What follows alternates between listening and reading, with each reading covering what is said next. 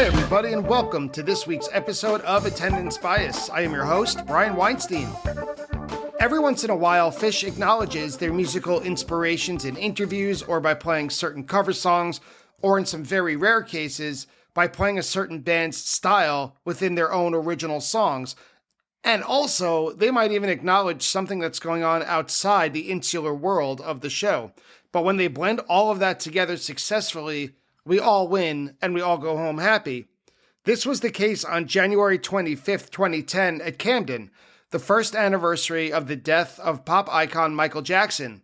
When the band started up 2001, right in the middle of the second set, they infused several teases of Michael Jackson's songs into a spectacular version of 2001.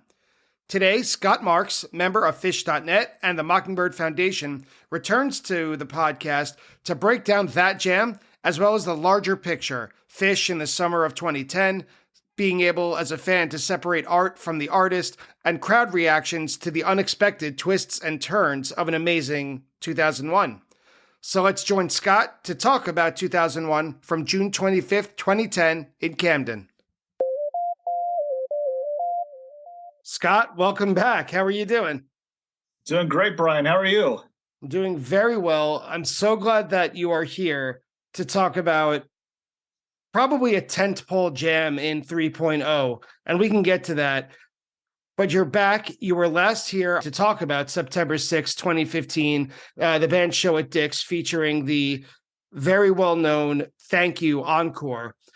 And when I put out a bat signal pretty much for this jam, for reasons we don't have to go into now, but you stepped up. You said you would love to discuss the 2001 from June 25th, 2010, when the band played a version of 2001 that featured versions of Michael Jackson songs weaved in and out of it.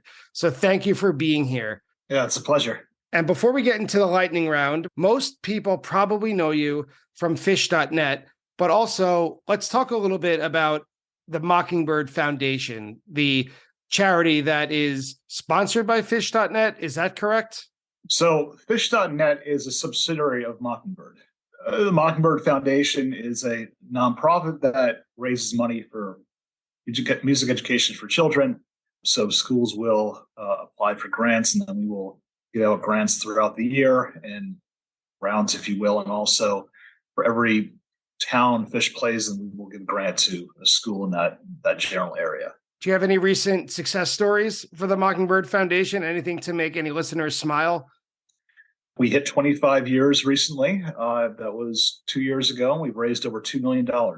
And so if there's a music program in a school, let's say where, I don't know, a natural disaster occurred and there are instruments or in the band room were washed away or that the school itself was damaged, the Mockingbird Foundation is the sort of foundation that would look into it and give the school a grant to purchase new instruments. Is that kind of the Yes, we've helped out when there have been natural disasters as well.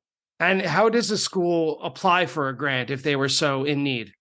They can apply through the Mockingbird Foundation site. I think it's mbird.org that as well. That's wonderful. And thank you for your work. You also do a lot of work at Phish.net. What's like some of the hats that you wear for that fan favorite website? So I do the majority of the set list updates, making sure that things look okay from tours that are going on, as well as sideshows and set list submissions and a lot of fine tuning. We do have a team of four, Charlie Dirksen, Steve Bellini, and Matt Burnham have also been very helpful with the set list file.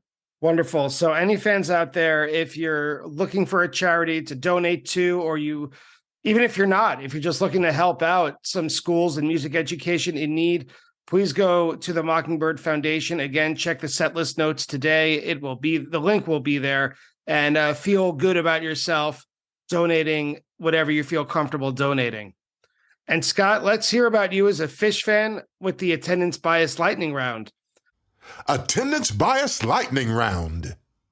So this question was already asked in your previous appearance, but it's always good to refresh the memory. What was your first Phish show, and what do you remember from it? Hartford, 97, 11/26/97. Yeah, I don't know if I remember a whole held a lot from the show itself because it's 25 years ago. I remember going to the show and getting into the show, and after the show, I think I was just really absorbed in what was going on. And, I write down set list for all the shows I'm at. And for that show, I didn't know every song. And so I was asking for somebody around me to help me out with a couple of the songs. But it was just a special night. And I had been a fan of the band for a few years. It was finally my first show, and just having a chance to see them live. I wanted to keep doing that. Can I ask, was there something before you got to see them live, when you said you've been listening to them for a couple of years before that, what sparked your interest in them? Was there a song? Was it more gradual of a process? Or was there even a certain lick that you said, oh my God, I got to hear more from this band, whoever they are? Pretty much right from the initial song I listened to, Llama off Picture of Nectar, and went through the whole album and just never looked back. So that was spring of '94. What was your most recent show, and what did you think of it? That was New Year's Eve last year, and I loved it. I thought that the gag was one of the best that they've ever done, and I just had a fantastic time. I had so much to say about that gag. I know you are the guest, but I'm curious. What I loved most about this gag, and for anyone listening, this is the one where it was kind of yet again a time machine that Phish created, not literally, of course, but where they kind of did a meta show of every one of their gags going back years and years, decades now. And I thought it was such a love letter to the fans. It was a love letter to themselves, but also to the fans, where guys like you and I and a million of other fans who are such nerds and love the history and the lore of Phish, that you hear about things and you say, oh man, I wish I got into them earlier. I wish I saw them do it. That whatever the gag was, whether it was the Bohemian Rhapsody choir or the Gamehenge Time Factory or the Big Cypress. And now we got to, sort of. I thought it was so cool. I thought they took all of us back to see every important moment in Phish history on a big stage. What were your impressions of it? I was blown away by it. I had no idea what was in store. We're sitting there at set break listening to all the songs that are being played, and usually there'd be some sort of clue. Like one year they did space songs, I think, for the Mercury gag, and that turns out that they were kind of giving a foreshadowing clue here as well, where all the songs were tied into past gags because the gag was about past gags. And I mean, I was a couple of rows back, dead center, and got some good photos and a bird's eye view of everything that was going on. And we're fortunate to have a video of it, professional video made, and it's just it was amazing. You strike me as kind of a low key, laid back kind of personality. So I'm curious about your answer to the next question. In a group of friends or a crew that you go to a Phish show with, which role do you see yourself in? Are you the guy who's always late? Are you the unpredictable agent of chaos who is going to 10 late night shows after the Phish show is over? Are you the nervous Nelly who has to get to his seat at ticket time? Who are you within a group of friends at a show? Well, I don't go in late, and I don't really think I'm an agent of chaos, as you worded it. And I'm not nervous either. I like to go in and close to doors, whether I have a seat on the floor or the pit, just an actual seat, because I don't like dealing with the stress and trying to get in close to the showtime. And so I can relax, walk around, say hello to people, get something you want. If you're going in 10, 15 minutes before the show is supposed to start and you're stuck in a huge mass of people, it's not a relaxing thing, and not something I really want before the show. So maybe I'm just like the constant, like the Miles Faraday, if you will, where I'm just like the same thing every night, and predictable, if you will, but it's my routine and it works out well for me. Other than Phish, which band or artist do you think you've seen the most number of times live? I've probably seen Humphreys and around 60 times, Tab probably 30 or 40 times, and Neighbor 30 times. So I see you Go tweet. see Neighbor. Yeah, I'm glad that you said that, because I see you tweet all the time about them. It seems like recently they did something very special for you for your birthday. Happy belated, by the way. Tell us a little bit about Neighbor. Give them a little plug right here. So Neighbor is a band out of Boston. Is Ricky James from Talking Phish, Lyle Brewer, who has played in a bunch of bands, including a sideman for the Ryan Montplu band, and Dan Kelly is part of the New Motif, which is another band out of Boston, and Dean Johnston, aka Ducks, is in Club Delph, another band out of Boston.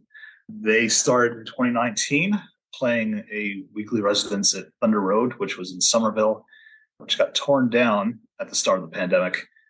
And in the last year or two, they've started to play more shows and branch out across the country and playing festivals. They played at Peach and were at Sweetwater last year with an amazing lineup, and this year they're playing at Bonnaroo in June. They've got their first album coming out in May. They're four really good guys. I'm super happy for them, and I love the music. And I kind of post about it on Twitter because it's something that I enjoy, and I like other people to experience the joy that I have. And I've gotten a decent reception from people that people seem to enjoy the music as well, and or they're just very nice to me. But I think maybe a combination of both. I just I'm happy for them and happy for their success, and love to see where they're going. Neighbor is a jam band, but I feel like they're songwriters that jam, and I don't really know what that falls into. Some people have said Phish, some Goose, some Spafford. It could be anything. Like they have a song, Carmelita, that has a little bit of Jackson Browne type feel to it. So everyone's going to have like a different reaction to go into it. I don't think they really sound like anything per se, and I have a hard time saying, oh well, this band sounds like that and that band sounds like that, and they have their own unique sound and unique style. I just find that the tunes are really catchy, like the lyrics that Ricky writes. I enjoy it. Enjoy the songs that are being made, and I'm always looking forward to the next one. When was this show played? So overall, to Periscope out, the summer 2010 tour was broken up into two legs, which kind of at the beginning of 3.0, that seemed to be the norm. And leg one began on June 11th in Chicago. It focused mostly on the East Coast. It ended July 4th, so it was about a month long. It ended in Alpharetta. Leg two started August 5th with a 3-night run at the Greek Theater in Berkeley, and this route was a bit more scattered. It wasn't as straightforward as the first leg. So this route had shows in Telluride, Alpine Valley, Deer Creek, and it ended in Jones Beach. So it kind of really went all over the place. Musically speaking, there was a lot of conversation, or conversation is charitable, we could just call it bitching, about the whale call that Trey was introducing into almost every jam the band played. And it was a result of the whammy pedal, which sometimes it worked, sometimes it didn't, but it did allow Trey to kind of lay back a little bit melodically, I think. And Mike and Paige mostly took charge during certain jams. And this led to, for example, the Greek Cities, which shows some amazing democratic jamming. What were your thoughts, and where were you in the summer of 2010 that led you to this show in Camden? I did the Northeast shows as I usually do. And I mean, as far as jams go, the Cities jam definitely is a peak for me. But like when I think of 2010, I think it was kind of like a sequel to 1998. Oh, wow. What do you mean by that? You had the jukebox tour, if you will, where they had a new cover every night, and 2010 had lots and lots and lots of covers that debuted for the first time. So I felt that was very similar as far as that goes. This show, or today's show, it's obvious, it can't be avoided. The 1-year anniversary of Michael Jackson's death. And that's kind of the big theme of this 2001, where they have Michael Jackson's songs kind of weaving in and out of it. And the band has had kind of this weird intertwined relationship with Michael Jackson's music from a distance, of course. It was his album that drowned out Phish at their first gig. Legend has it. They teased Thriller for Halloween 95, building up before they played Quadrophenia. They played Black or White in the middle of Harpua on February 12th, 1993 in Poughkeepsie, and many others. Trey has spoken about how Off the Wall is one of his favorite albums. So clearly, Michael Jackson's music meant something important to them. When you were here in Camden, was that like a topic of conversation? Was anyone, to your memory, saying it was a year ago today Michael Jackson died, or was it just kind of something that became on everyone's mindset due to the music? I think it became more on people's minds once, maybe reflecting after the show. I don't know if people were walking in there saying, "Oh, Michael Jackson died 1 year ago tonight," but you certainly knew it. After that 2001 was over, for sure. When I hear it, I kind of compare it to other versions or other points in Phish's history, like when they played Terrapin Station, for example, which was on the anniversary of Jerry Garcia's death. You brought up 1998 a little bit earlier. They played later in 2010 the famous Led Zeppelin Tweezer, where they weave different versions of Led Zeppelin songs in and out of Tweezer. It was a different reason, obviously. They wanted to fake out the audience in 2010 of what they were going to play for Halloween.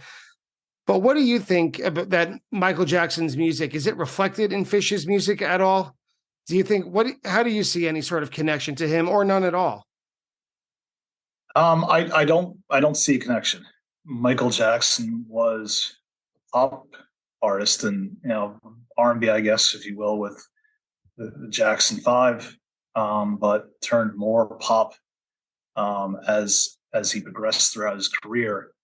And Phish is more of a rock band. I don't see, maybe I'm looking at it from, a slanted perspective, but I don't see a lot of relation between one band and the artist. Well, the final question I'll have for you before we break this jam down, when I put out the beacon call for anyone who'd wanted to speak about this jam, I'm just curious, what sparked your interest? Why would you be interested to talk about this 2001 from June 25th, 2010? Well, and part of it, I wanted to help you out when you were looking for somebody, and I have here in a little bit. And, I was at the show and enjoyed it. When you have an alumni blues right out of the gate, back in 2010, this was not a common thing. Alumni blues was a bust out for 1999, and Larry Jimmy Page hadn't been played since 94, so that's a 16-year gap. So that definitely got the crowd going at that point. And you did have the covers on that night with Free Man in Paris, Joni Mitchell, and obviously the Billie Jean Jam in 2001. So lots of stuff for everybody on that night. Hi, everybody. Brian here to welcome you to the set break of today's episode of Attendance Bias. First, thank you for listening. And second, just a quick reminder to tell you that even though Attendance Bias comes to you for free, it does take a lot of work and it does take quite a bit of money to keep the lights on here at production. So I just wanted to ask a small favor if you could support the podcast in any number of the following ways. If you could leave a review or a rating of it on whichever podcast app you use. If you could spread the word, telling a friend or someone you think may be interested in it about it. Or probably the most concrete way is to go to www.buymeacoffee.com/attendancebias and donate however much you can financially to help with the continuing costs of Attendance Bias. So thank you again so much for listening, and I hope you enjoy the second half of today's episode. Well, let's break it down. The Phish.net description calls this version of 2001, quote, the version to beat from the 3.0 era. The Michael Jackson infused 2001 is not just a novelty. Serious funk and the interplay in the last couple of minutes is top-notch, end quote. Do you still think that this is the version to beat from the 3.0 era? I'm not saying those are your words, but do you agree with that? It's up there for sure. And it's like everyone's going to have their own favorite. There's a bit of gimmickry involved here where you have quotes and teases. So it's not like a straightforward 2001, but it works really, really well how they pull it off. So this track was played in the second set, right in the thick of it. It's song 5 out of 8. It was after Alaska and before Light. And the first minute, I was kind of surprised to hear this. I know I heard this before, but listening to it with new ears, it begins with like a full minute or a minute and 40 seconds of complete dissonance and feedback. They could just as well have been leading up to anything like Down with Disease.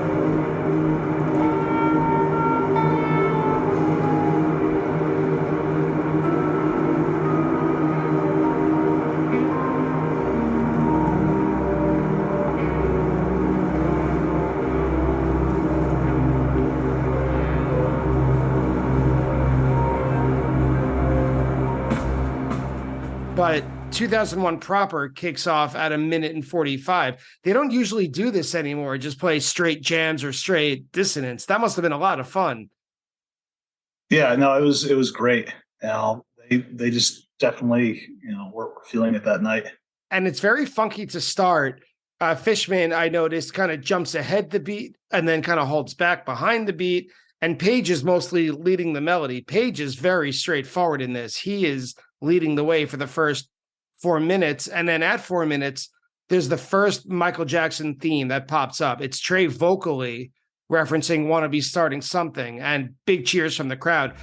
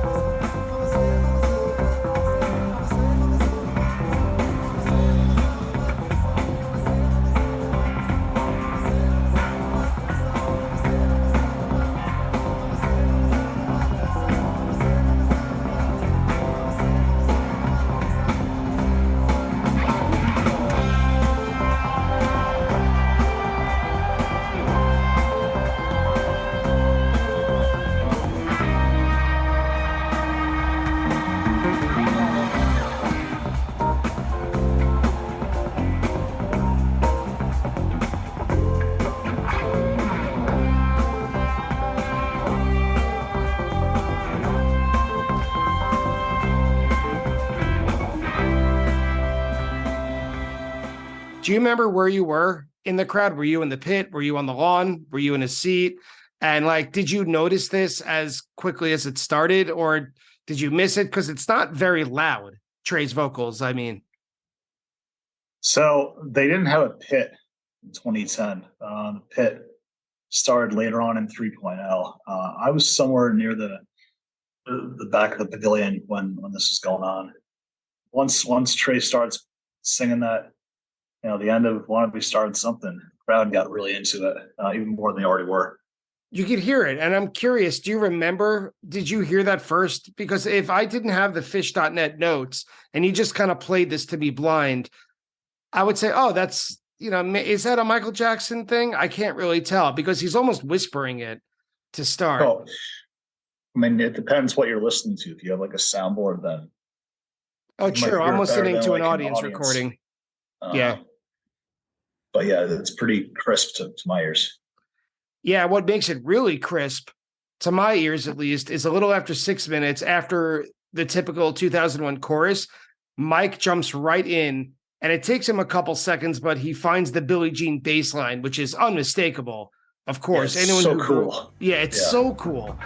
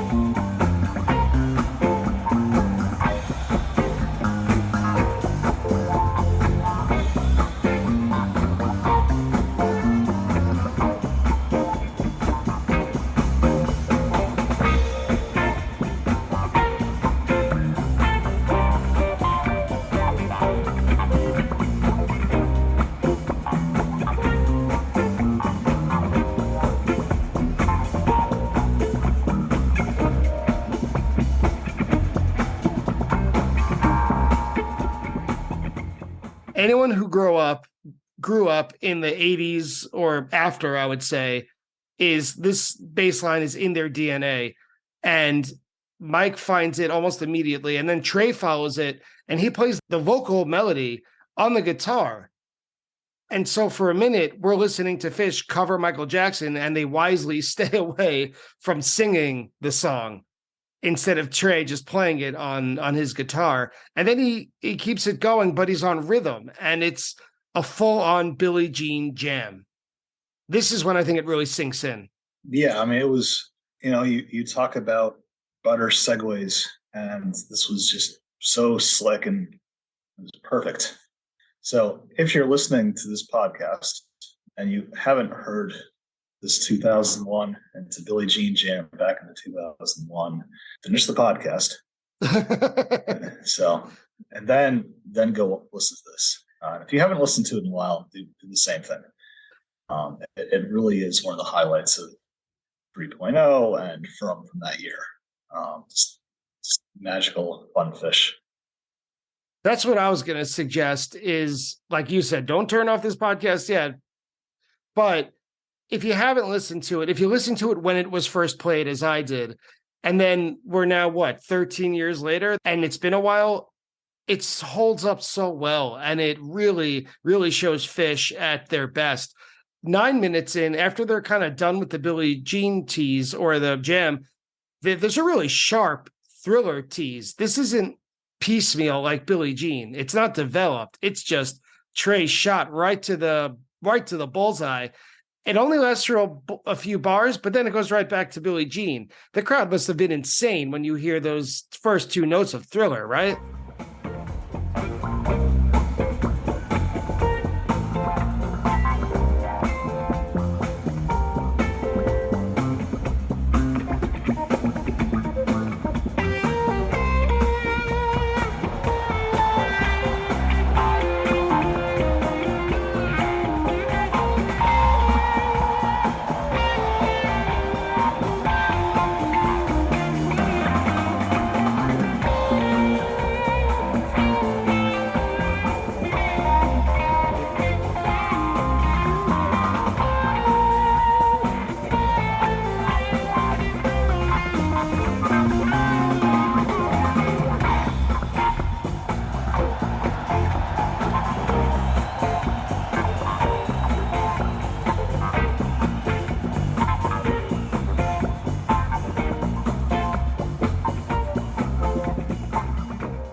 Yeah, no matter, sometimes it's hard to separate the musician from things that have gone on outside of music. And there's certainly controversy with Michael Jackson's life, but those songs are cherished by pretty much everybody.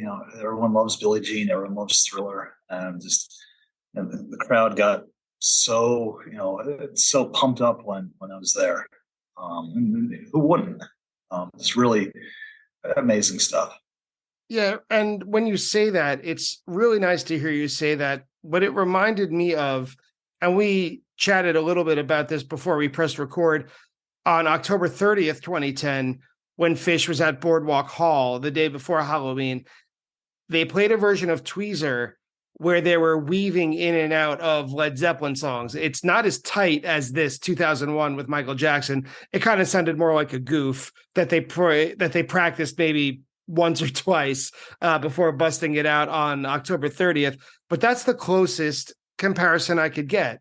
Hearing Phish play Stairway to Heaven, we were there. Like, it happened. Saying Phish playing Thriller, those are of, I would suggest, equal weight in terms of pop culture. Agree, disagree? Yeah, they're definitely up there for sure. It's kind of apples and oranges with musical styles and genres, but in terms of songs that pretty much everybody knows Thriller and everybody knows Stairway to Heaven. Yeah, that's what it reminded me of, at least. But I agree with you, of course. They couldn't be farther away from ends of the spectrum, musically speaking. And then as we get toward the end, we're already almost there. It's not a very long track. Mike really goes off on the high end of the bass, and there's 2 or 3 more rounds of the 2001 chorus, and Page sticks with Billie Jean on his keyboard as the foundation, while the rest of the band is more just doing, I hate to use this word, but typical funk for 2001. And so it never really goes away until they're done with the song. Do you remember what you felt like personally after this was over? Were you exhausted? Were you thrilled? Were you high-fiving the strangers around you? Or were you just kind of like quietly satisfied? I was probably super excited after it happened. Like the adrenaline rush of experiencing something like that, is definitely there. So I wasn't quiet, dude, when the song ended, that's for sure. And since we're at the end of 2001, I guess this is the time to ask, any highlights in this show that anyone who's there listening to it or finding it on phish.in or wherever they're listening, what else from this show should they check out? I would check out the Shocked Us Torture, which was fantastic. And I probably check out The Light into the Possum. I seem to recall that being like an interesting transition. But what again, the real highlight though is the 2001 Billie Jean 2001 for sure. Well, Scott, it was a quick one. It was a quick and easy one. Thank you so much for joining Attendance Bias today, for returning to talk about this superlative version of 2001 from June 25th, 2010 at Camden. Let's give it one more plug. Tell us one more time about the Mockingbird Foundation, what you guys do, and how people can help. So again, Mockingbird gives money to schools for music education through grants that schools apply. And it is, you can go to mbird.org. It's M like Mockingbird and then bird.org to view the site. And if you'd like to make a donation, we've had grants in the states. It's entirely volunteers. These are Phish fans that appreciate the band and appreciate the everything that people do to help us raise money. So it's been I've been a part of Mockingbird for probably since I started with Fishnet in 2009, and a bunch of years on the board of directors. And it's one of the great joys of my life, being part of that foundation. Believe it or not, there is no fact check today, because when you're talking with someone who is one of the head people for the Phish.net setlist section, you're probably not going to make too many mistakes. So sorry, no attendance bias fact check today. But I would like to thank Scott Marks for joining me today, Phish.net for everything it does, and Phish.in for the recording used in today's episode. If you enjoy Attendance Bias, please support the show. You could leave a rating and a review of the show on your favorite podcast app. You could follow Attendance Bias on social media, and you could always go to www.buymeacoffee.com/attendancebias and donate whatever you can. Thank you so much for listening, and I'll see you next week.